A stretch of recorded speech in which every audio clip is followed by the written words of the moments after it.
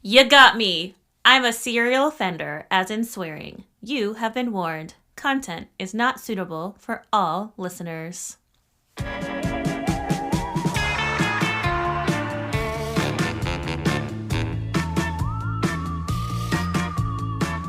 Welcome! You're listening to Bewitch Banter. I'm Krista, and I believe that people are inherently shitty. And I'm Amy, and I tend to believe that people are naturally good. But ironically, I'm a super believer in the supernatural and all things spiritual. And I'm a total skeptic. We're best friends, and in this podcast, we're seeking to explore and understand each other's perspectives with deep dives into the spooky, the spiritual, the magical, and the mystical. And some straight up spoofs. Today, we are covering serial killers and the supernatural. Cheers to that! Cheers! Cheers! With our La Croix. Let's get cereal.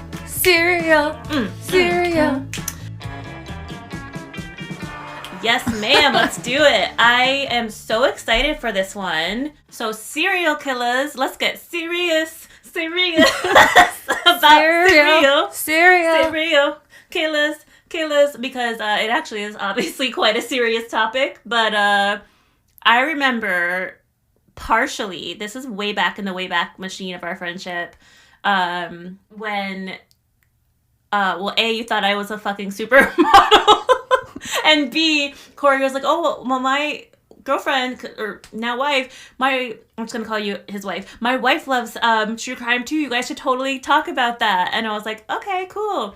And turns out, here we are with our podcast about true crime adjacent things. So I guess I'm excited, especially because we really haven't covered a whole lot of true crime per se up to this point. I feel like our whole podcast is crime related. It is. I think what you're saying is we don't cover murder. I feel like every episode we cover some kind of crime. Maybe that, yes. For the most part. Like, I'm trying to rack my brain. There are some episodes where we didn't cover crime, but majority of them. But yeah, murder per se, which is obviously the crux of serial killing and something that you and I both have been morbidly interested in for quite some time. Separately. So I haven't been on my true crime game lately, actually. Yeah, I was gonna say, you've taken a little break, haven't you? Like over, I think, a year. Yeah, you've been really good on that. I love it to fall asleep and shit still to this day. So yeah, I guess, I don't know why, I feel like during the pandemic I stopped listening to podcasts as much, and maybe that's when I stopped. Really? Well, I wasn't driving to work. That makes sense. I wasn't doing the normal commute in the office. I don't know.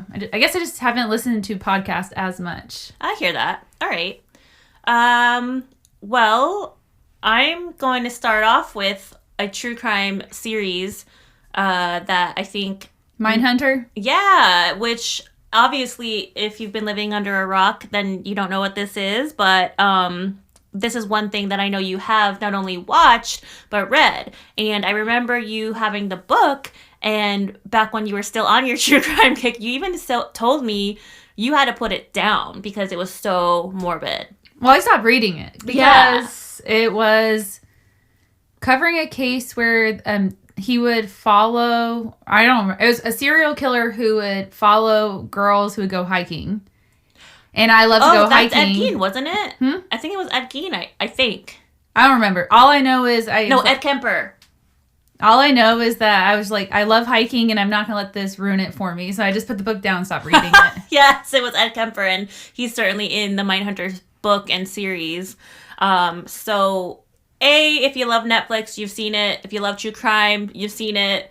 For those of you who have been living under a rock, Mindhunter is not only a Netflix original series from 2017 to 19. It covers, in a nutshell, two FBI agents, Holden Ford and Bill Tench, in the 1970s, who cover like the most insane murderers from and serial killers from that time in American history. And in the show, they also have a third teammate named Dr. Wendy Carr, played by Anna Torv. She, in the show, is an integral part of the modern classifications that the FBI actually does use in real life to classify serial killers as organized or disorganized. And we'll get into that in a little bit. But the series actually came from the inspiration of the book Mindhunter, which is by the very famous in the criminology world and amazingly talented man, John E. Douglas, and co-written by Mark Olkasher. I was surprised to find out that book was published in 1995. Did you know that when you read it? I don't recall that. Yeah, when I was looking up the copyright, I was like, whoa. So it's quite... But it makes sense because the book was a study about the first time where they really were examining serial killers' minds. Okay. Yeah, I thought it was newer for some reason, probably just because of the series. I don't know, but the series wasn't even relative. I feel like it looked like it was from like not current day. Yeah, the series was in the 70s for sure. Yeah, that's what I thought. So I guess it makes sense. Yeah, but I don't know why. I just thought the book was newer for some reason. But they also have a follow-up book that is called The Anatomy of Motive, which I'm not going to get into too much today. I have a little bit on motive, but really I'm going to be focusing more on serial killers themselves.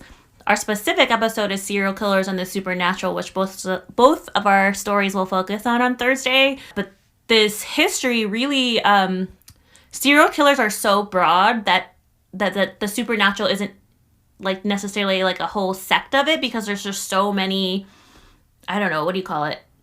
Parts of it, including psychopathy, that like, and people's psychological makeup that could make them crazy. Then therefore serial killers that blamed a supernatural thing. So I have definitely just more on the connection or the definitions of like serial killers, if that makes sense. Mm-hmm. So in John Douglas's storied 25 career as a criminal personality profiler, he's interviewed the likes of serial killers and mass murderers, including the Atlanta child killer Wayne Williams. Incredible podcast, by the way. Ed Kemper, who was the one you were talking about, I believe, who hunted women hiking or lured us that way. Disgusting. Robert Hansen and Larry Gene Bell.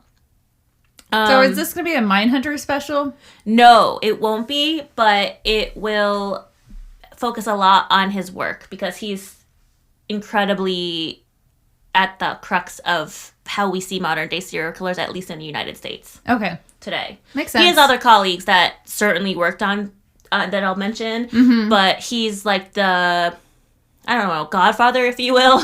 He gets the credit for it. Yeah, the godfather of like studying these people, which to me is such a noble thing to do because he really gets in there. Well, I remember in the TV show, he seemed like, I mean, I know it's a TV show, but he seemed very depressed because he's trying to think like a serial killer. And you're like, I think it's one thing to me. I think I've never really been into true crime and TV shows. I guess I have been a little bit, but I don't like when you see the visuals as much. It's one thing to hear about it, but sometimes you're seeing the visual. I agree. I've never been one of the true crime fanatics who can look at crime photos. No, I can't. I can't stomach that stuff. It's really tough. Now that I'm like edged so far deep into the genre, I do it more because it's there, it's prevalent, but it's not my nature to be that kind of curious. You know, like that is why I never really became a detective as much as this fascinates me. I can't, I'm too much of an empath to stomach looking at a body that had been mutilated or attacked in such a violent way that many serial killers do. I always have hated, I know a lot of people love it, but like, you know, America's like funniest home videos? Yes. When people hurt themselves, I don't even enjoy that. It makes me feel sick. I don't think it's funny. Yeah, it depends on what it is. Like in football, for example, like I can't even watch when football players get hurt. That just breaks my heart. Like, well, A, it's gross if it's something severe where you see their knee break or whatever. No. But like, it breaks my heart because it's their livelihood and now they're fucked, you know? Mm-hmm. But how John Douglas isn't a batshit crazy himself is beyond me. That you know of. Yeah, that's true. Yeah, how he's able to function at all in any space, honestly, after being that up close and personal with such, like, we covered evil, right, in our devil episode, and that shit's evil. the shit he was doing and seeing and interviewing, I mean... Oh, yeah. Pure evil. Well, and it would be hard to look at someone who's a human and be like, how are you this way? Right. And that's what fascinates me so much about this whole topic, and the behavioral science unit that he was a part of and helping form, is because it's getting in, no pun intended, the mind of these people, and like, was it nurture versus nature? Is it your DNA? Is it like what makes a human how is a human capable of such grotesque things is what I think fascinates so many of us. Mm-hmm. I agree. Because it's something you think, I could never do that. They're doing what I could never do. Mm-hmm. Or even think or ponder like to do. Exactly. So even Douglas's influence was so broad that he was even the influence for the character of Jack Crawford in Silence of the Lambs, who was the detective in that movie. Oh, okay. So that good movie. Yeah, that detective was based on Douglas and his insights into these wild ass minds. And so obviously the main goal is not just to be proactive in identifying these monsters in society, but also, as we're talking about, to understand them. Why? How are they capable of such inhumane acts? And again, in his work, he had to go into these minds of monsters to create the profiles on their habits, predicting their next moves, and he had to literally relive not only the killer's experiences, but the steps of the victims and their last breaths and what they experienced too. So it's twofold, right? Like he had the monsters, he was living inside the head of a monster, but also these poor victims. So again, how he's not totally batshit, no idea. I could never do that job. Yeah, neither could I.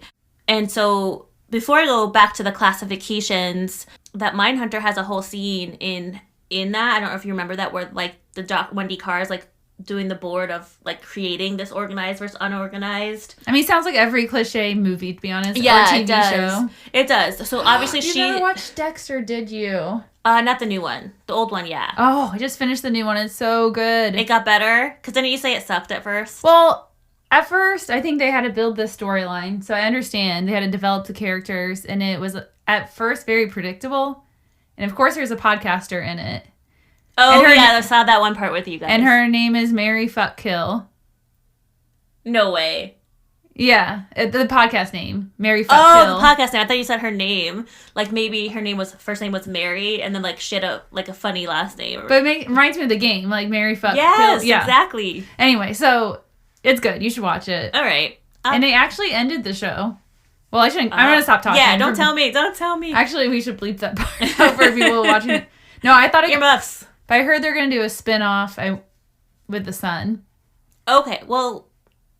I won't talk anymore. Yeah, I was gonna say, I thought he was the main character in the new episode, or the new series, but there are some differentiators though. So I wanted to give some definitions. So we know what serial killers are in theory, right? But there's also mass murder. That's the act of murdering a number of people, typically simultaneously. So with the gun? Yeah, exactly. So think, obviously, mass shootings, as you said. That's usually typically done by individuals. You have your terrorist attacks. It could be individuals, it could be cults, or it could be terrorist organizations. I'd also argue some governments who use genocide as justifiable means to get rid of some of their people, which is disgusting. Those would all be considered mass murder by the FBI standards. With the difference, though, in between mass murder is that there's no cooling off period, quote unquote. It's usually a one-time traumatic event, therefore no like pause in between the murders. Okay. Makes sense. And then we have spree killing between the murders. So they're probably like more gang related, right? Yeah, exactly. It could be gangs, it could be like Bonnie and with Clyde, no time or cooling off, like robberies for thrill. And they are not defined by the number of victims. And then finally, obviously, we have the serial killers, which we're covering today. And defined by the FBI, serial killers kill over a long period of time, and they commit clearly separate murders, different victims, and the murders obviously happen at different times. Does it have to, is there a quantifier, like more than this many deaths? That's a good question. There's a lot of debate, actually, around all of these terms in the criminology world. Because a mass shooting, isn't a mass shooting more than, like, 3 or 4 people? 3 or more murders is a serial killer. Mass murderers kill many people, typically at the same time in a single location, with some exceptions. Many mass murderers end with the death of perpetrators. Usually they're white assholes, little fucks who kill themselves. Because they're cowards.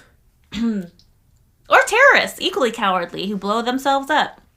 Mass murderers are generally dissatisfied people and have poor social skills and few friends. Well, no shit.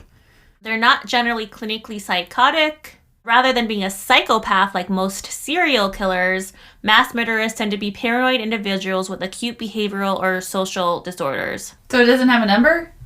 That is a super good question. So a serial killer is conventionally defined as a person who murders 3 or more people in a period of over a month with, again, that cooling down period. Where spree killers have no cooling down period. They just keep it going. Serial technically take a little break in between. Maybe they got too tired of hacking bones or some shit. I think it's a ritual more. Oh, yeah. It's probably more a ritual mindset. Okay. But that means my story I'm covering on Thursday, technically, he's not a serial killer then. Well, there is some debate, like I said, in the criminology community about the use of those terms. Because no matter what, they're murderers, right? Well, I'm sure people use them incorrectly all the time, too. Right, exactly. And at the end of the day, if you're a murderer, you're a murderer. Exactly. I mean, you don't really need a specific term. Exactly. You're an awful human. Exactly. This is from psychologytoday.com about serial killers. They have a compulsive need to commit it. Like exactly what you're saying. That ritual. They can't help themselves. They have to do it. It's so bad, this compulsion, that it can be compared to a drug addiction that forces them to get their fix. Ryan, get their hit. I keep thinking of Dexter just because I've watched Dexter. So. I know. I want to watch it now. Yeah, it's good. The new one. Because he would always call it his dark passenger. Oh, that's right. Yes, I found out in the books, actually, the books are different. He was actually a demon possessed him in the books. But they changed it in the TV show. I didn't know there was a book. Yeah, it's based off a series. Oh, is it? Yeah. Shit. Yep. Learn something every day. Yeah, but I guess in the book series, it's a demon possessing him, but on the TV show, they kind of got rid of that aspect of the story. Oh my god. I had no idea it was a book. Interesting. Yeah, my coworker has the books, and he keeps on bugging me to read them. Ryan? No. I feel like Ryan, I just see Ryan reading those, that's why. I'm like... No, this is another guy. Oh, okay. I call him Pad Man. Long story. I'll tell you later. Well, I'm very curious. Pad?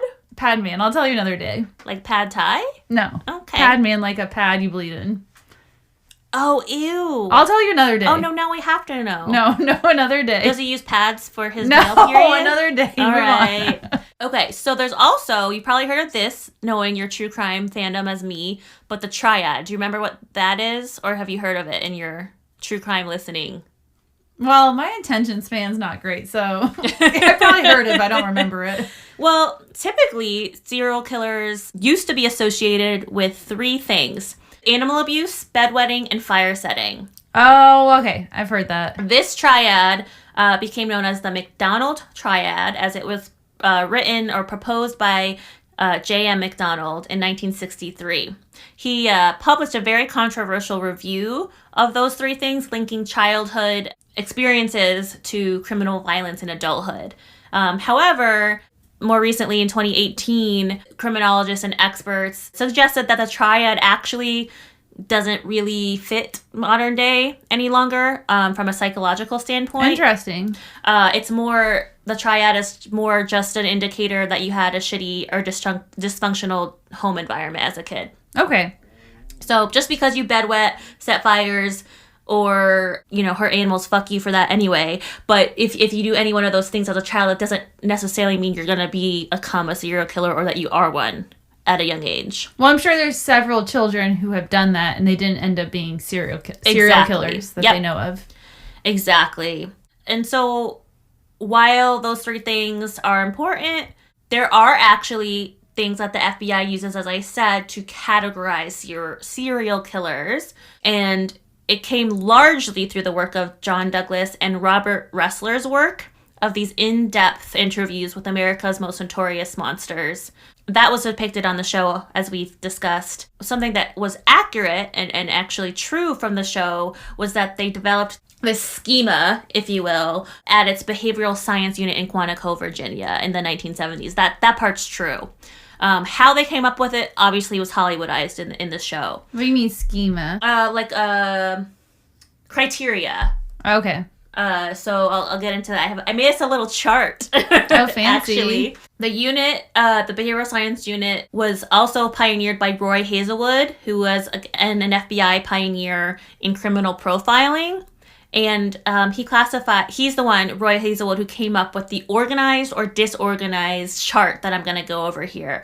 It includes several factors, like if the victim's body was positioned or posed by the killer, were there acts of sexual violence committed before or after the death, and whether mutilation or cannibalism, which my case has all of that, was practiced on the body. So these factors are used by profilers to predict whether an unknown killer out there or an offender is organized or disorganized, and helps them predict their next move and who the motherfucker is, frankly. Okay. All right, so organized. They're usually antisocial, often psychopathic, but they do know right from wrong. Because they've been taught, but they probably don't feel it morally, right? So I think psychopath is where you do know, but socio, you don't know. Okay. Because I always mix those two in my head. I do too. But given this chart, psychopath means they do know. And that's, to me, even scarier that they're going to do it anyway. Yeah, but it'd be hard to me, it's scary when someone doesn't know they're wrong. Oh, really? And no remorse or no emotion? The no remorse. And the organized, they don't show remorse. Because I feel like psychopath, you could probably at least, there's some hope because they know. Or sociopath, I don't really think there's enough therapy in the world to fix them. To fix you, yeah, probably not. Hell no.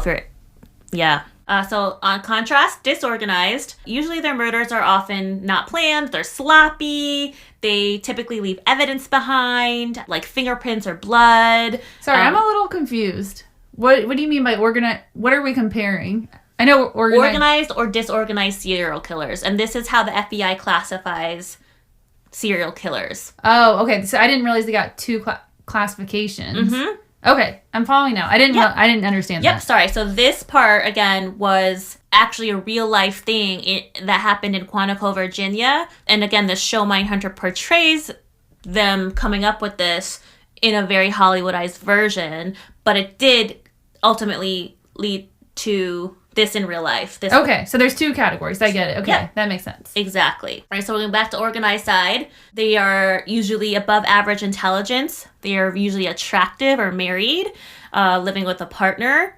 They are employed. They're educated. They're skilled. They're orderly. But that kind of makes sense that those would be an organized serial killer because they're so organized. They're leading the image of living a perfect life. Exactly, and that's why they're psychopathic, because they do know right from wrong and they can fool you. And they're cunning. To me, that's really scary. What's scary is how many interviews I've watched where people, like, for years are married to someone and they find out like 15 years later, like, they slept with 100 people and I was with them for 15 years, or I never know, or they sexually molested children at school. Might be me. No, I don't think that's a thing, but. Or like murdered people. And I'm like, can you imagine sleeping by someone every night and not knowing that information? Almost good you didn't know that information, you know? I feel like you would develop a complex. Like, I couldn't figure that out. I was with them for 15 years. You would never trust someone again. So, yeah, scary, right? Like, you could be sleeping next to somebody and they doing all this horrible shit that you don't even know about. Mm-hmm. Very scary. But that's an organized killer. Disorganized, they're usually below average intelligence. They may be young. They may be under the influence of alcohol or drugs, or they might be mentally ill, or all three.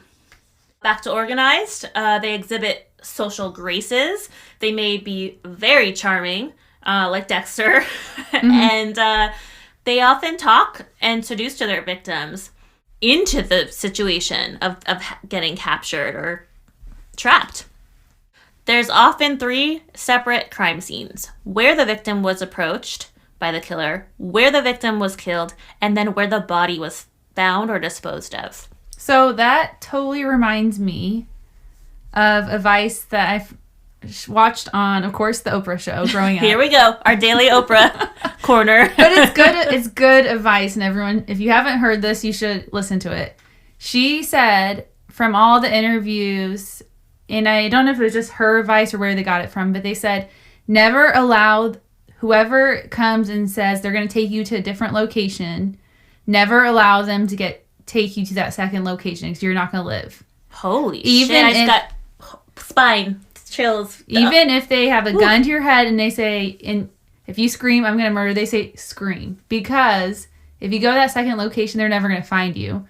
And she had a girl on the show who had someone, this was years ago, had someone come up, try to kidnap her, and she remembered the advice, and she screamed bloody murder. Mm-hmm. And I guess she was on an interview with Oprah later on, like, you're the whole reason I lived. Because I think whoever was trying to kidnap her had a track record of taking people to a second location and killing them. Was the second location always the same location? I'm not sure. Oh, wow. I can't remember the details, but I just remember the advice from was never allow them to take you to the second location. And that's why for the organized killer, they do that because they can't track your movement so much. Ooh, I got chills on that one. Yeah, I'm surprised you don't know that one as a true crime lover. Yeah, I feel like maybe I have heard it over the years, but it's a good reminder to not be so naive again. I feel like I've gotten back to naivety and complacency, just walking around campus during the broad daylight when thousands of shit other happens students... then still. I don't know. What are you going to do, hide away in your office all day? Fuck no. But I'm just saying, I feel like I've gotten less fuck politeness-y. I need to stop that shit. By walking around campus? No, just in general, like not being as aware of my surroundings as I was. Oh, like when we were in Sedona and we found a femur from an animal and you called the police? I thought it was a fucking human skeleton. Okay, this girl finds a femur and it's obviously from an animal. And me and Corey were like, yeah, we're embarrassed. We're going to go to the bar or the brewery. That cop was real hot, too. We're like, yeah, we'll let you guys deal with this. And I should have just stayed and the cop. Oh, yeah, with your ex-husband right there? Yeah. But, yeah, so they called the police to come out. And he's like, oh, you guys are from the city, right?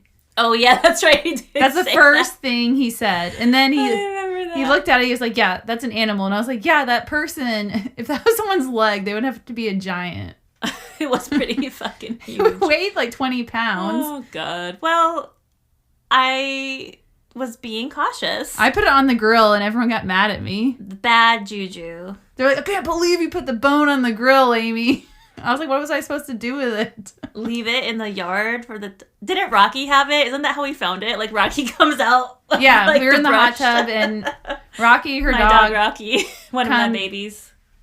Yeah, Rocky, her dog, comes running up and has the bone, and they're like, "It's a human!" And it was like a big, huge, 3-foot bone in this dog's mouth. Yeah, and we're like, "What the fuck is that?" We go up, and I thought it was legit a human femur. Yeah. Oh. That's why I was trying to flee the scene, and then the cop pulled up, and I was like, "Shit, I'm still here, and I have to be part of this now." She was embarrassed of me. Wouldn't be the first time, won't be the last. Yeah, exactly. Damn sure. Okay, back to disorganized killers. They're, again, slappy AF. They usually have no attempt to move or otherwise conceal their victims after death. Organized are very difficult to apprehend, as you were saying, with the second location thing. Because they're smart and they go to crazy lengths to cover up their tracks. They're very, very forensically savvy, like Dexter, another example of a character who knew exactly how to cover his tracks, being a blood pathologist or a phlebotomist, right? Wasn't that what he was? I know he studied, like, analyzed, like, blood splatters and... Yeah, I think he was a phlebotomist, but... I don't think it's that, no. Yeah, they study blood. I thought. Google it. What is Dexter's occupation? Oh, no, phlebotomist is vein. Yeah, I was going to say, that's definitely not. Okay, what? He was a blood analyst. Yeah, blood analyst, you're right. He basically would examine... He was a blood analyst because he basically would examine the, like... He would be able to look at something and be like, oh, the blood splatters in this direction. I think I'll also do, like, physics and stuff. Yes, you're right. Yeah. Blood analyst, not a phlebotomist. My bad. Whoops. Either way, I hate blood, so... I'm good. So organizers are super savvy. They even are very familiar with, like, criminal investigation. So they, like, try to, they can work the system easily because they're familiar with it. Well, aren't they usually, like, putting themselves in the crime scene? Yep. Or in the press. Yep, that's one of the things next. They often correspond to news media. So think Zodiac Killer writing to all the Sacramento papers and San Francisco papers. Mm-hmm. Many others too, but that's one of the examples off the top of my head. Unorganized folks are folks, like they're fucking jolly old people. Yeah. Unorganized serial killers. Let's not call them folks. I don't think unorganized. Like you call your neighbor. Unorganized serial killers are usually this makes me kind of sad, but kind of not because they're pieces of shit anyway, but they're often sexually inhibited and uninformed. They have some aversions and weird sexual pathologies. So seems like the category should be moron and not moron. Moron. Yeah, it could be. Yes. I mean, yes. Unorganized, all they're saying is they're stupid. Pretty much. Like the smart killer and the dumb killer. Yeah, actually, for our sake, that's what we can call them from here on out. The dumb killers often are fearful of others. They might live alone. They often also are very confused even during the commission of their own murders. They have no reliable transportation often, so therefore they live usually very close to whomever their victims are. And because of that, they actually also, dumb killers, quote unquote, blitz their victims and use sudden, overwhelming, overpowering force as like a blindsiding attack. And then after the attack, they usually leave the body right where it was. No attempt to hide it, just boop. Okay, because they probably didn't really think it through. Exactly. And then finally, to wrap it up with some examples of organized or smart AF killers. Let's not call them smart. That's actually smart seems like a compliment to a murderer. Yeah, it does. Good point. Okay, so organized. Yeah, I was like, let's not. Organized killers. Let's not compliment the murderers out there. Ted Bundy, Joel Rifkin, and Dennis Rader are examples of organized.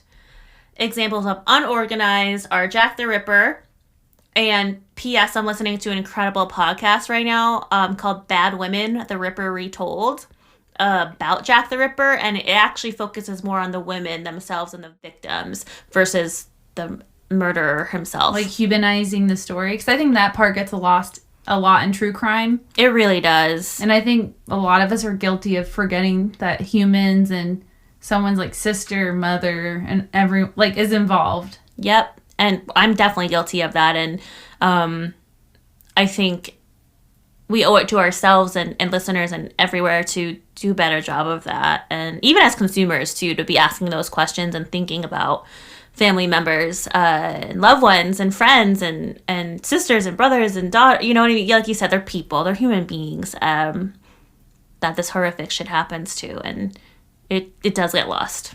It does. Mm-hmm. And the sensationalism of it all. It is important to note that serial killers can be a blend, by the way, of organized or unorganized. And that this organized, disorganized structure, categorization, is actually only used in the United States by the FBI for American serial killers and criminologists. There was one study done, however, in South Africa that showed very similar patterns to U.S. offenders. The exceptions being that since it was in South Africa, most of the offenders and victims were predominantly Black. They were lower educated than the U.S. offenders, and none of them were female, Whereas in the U.S. we have Eileen Wuornos, which is the female serial killer off the top of my head. But in their South Africa study, there was 0 female serial killers. Okay, interesting. So do they think culturally that impacts how a serial killer is motivated? Yeah, I think so. I have some theories below that I'll get to about social behavior versus nature nurture too. So what I'm about to cover is just some motives and or like causes for the murder. So you're kind of mentioning like societal pressures and differences. This is just some further categorization of what types of motives there are. So there are the visionaries. David Berkowitz, who is also known as the son of Sam killer, may be an example of a visionary killer, serial killer, because he has claimed that he saw a demon who ordered him to commit murders, and this demon came through his neighbor's dog. So visionaries meaning you're hearing things, a little bit psychotic, those type of visions. There's also mission-oriented. They justify their acts. Examples like, unfortunately, Hitler trying to rid the world of people that they don't condone as human. Others could be like people who, like Dexter, right? Again, going after quote-unquote bad people to murder. But in this example, they could be drug users, prostitutes, people of different ethnicity, as I said, Hitler, another religion. These people are mission-oriented killers are not generally psychotic, but they are obviously very hateful people, given that description. Examples are Joseph Paul Franklin. He was an American white supremacist who, disgustingly, editorializing here, targeted Jewish people and biracial or black people. And he was a serial killer? Mm-hmm. And he incited a race war. We have hedonistic killers.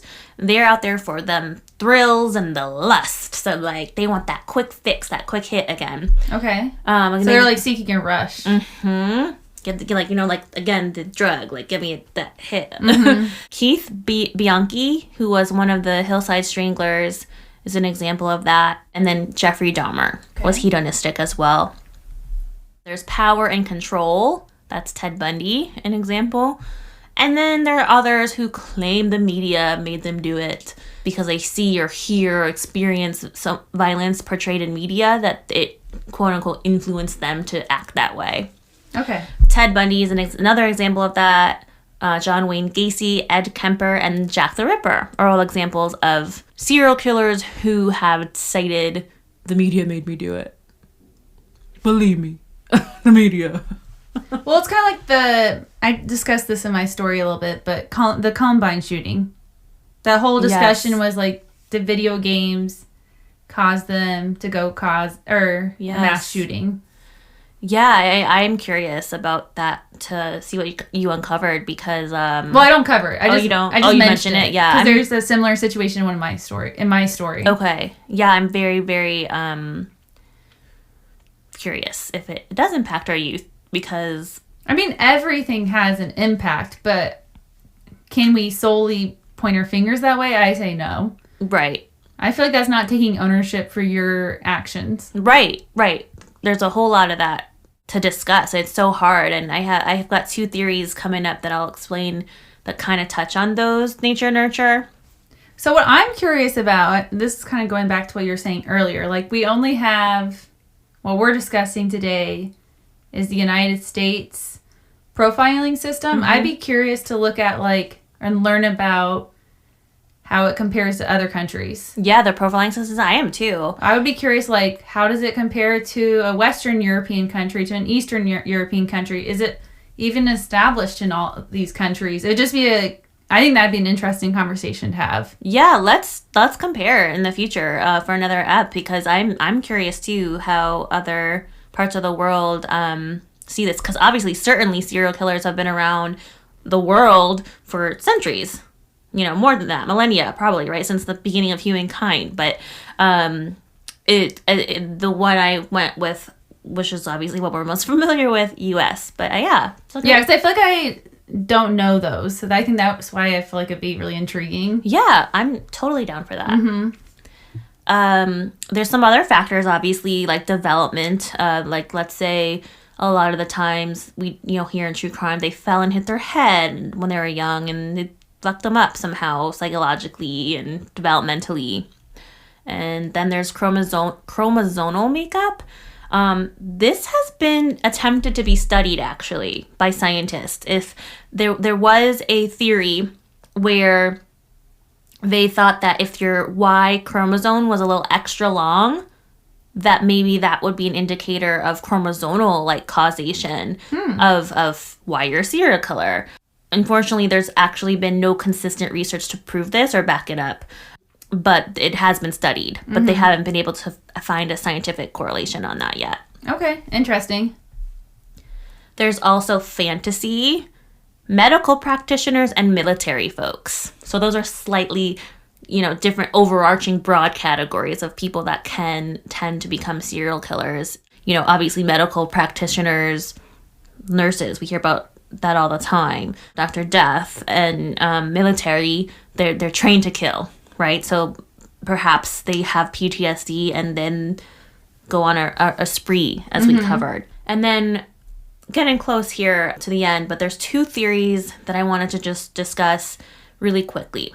There is the fractured identity syndrome, or FIS. This suggests that a social event or series of events in the kid's childhood broke their personality, and made them into a serial killer.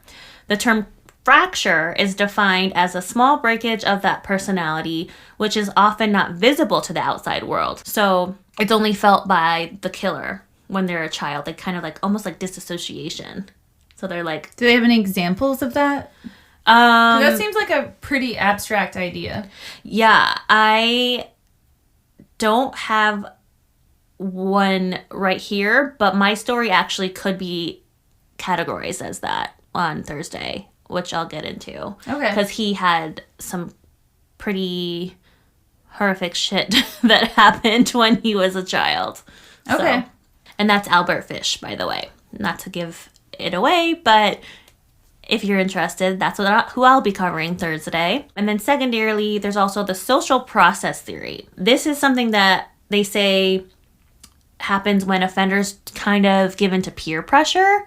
So going back to military, perhaps, offenders who blame their criminal behavior with negative interactions with social institutions or governments, and they blame this negative interaction again on the organization, XYZ organization, and that they learned to be violent through these actions, and then that led them through to being caused serial murderer traits.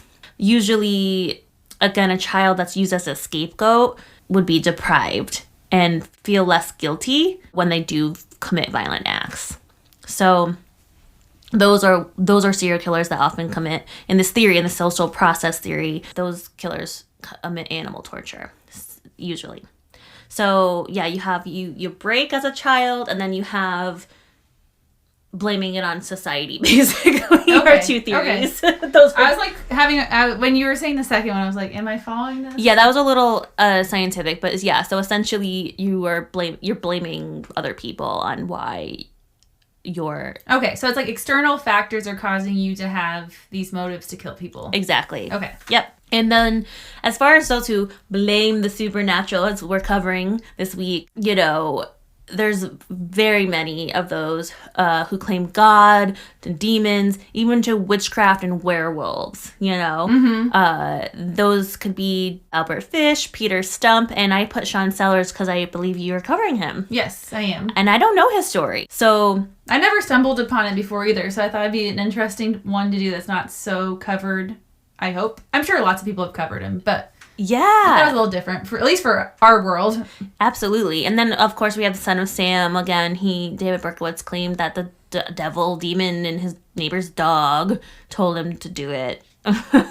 So that's definitely not new in serial killings. And I do have a whole list, which it was so long, it's like 5 pages on Wikipedia, of serial killers before 1900. I'll add it to our links and stuff just for listeners' references. But being that, so we kind of, at the top I was talking about how much we love true crime and how we got to do a better job as media and as consumers in representing the victims and telling the full picture story. But we are not alone in our morbid interests. As you know, I mean, this genre has exploded in the last, 10 years or so. Well, I think it's more common now. I wouldn't even say, like, liking true crime as a unique personality trait, because I feel like everyone likes it. Yeah, I think so too, now that that we talk about it and we found our, people. Yeah, and it's funny, my little group of friends, all of them are obsessed with true crime except one of my friends. Only one. Who? Karina. Oh, good for her. She can't handle it. She hates it. Aw, that's good. Good for her. I wish I wasn't so morbidly fascinated, but I am. Yeah, and I feel like and they said it's women predominantly who are so obsessed with it. Oh, that part I didn't know. Yeah, it's definitely a female-led cult following. Huh. Yeah, we'll have to check that out or research it rather in the future. I'm really curious about why women, I think there's a lot of studies saying why. Yeah, let's talk about that sometime. Can't remember why off the top of my head.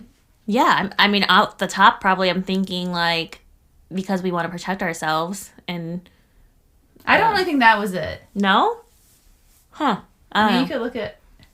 But there is a book, though, that I want to give up to listeners called Why We Love Serial Killers, The Curious Appeal of the World's Most Savage Murderers by Scott Bond. He's a criminologist and commentator, and...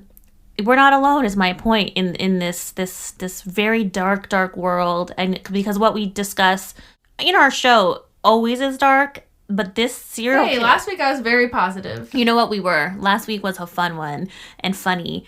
But yeah, so we're not alone in our darkness, and wanted to end it there. Anything else you want to add before we wrap the history of serial killers?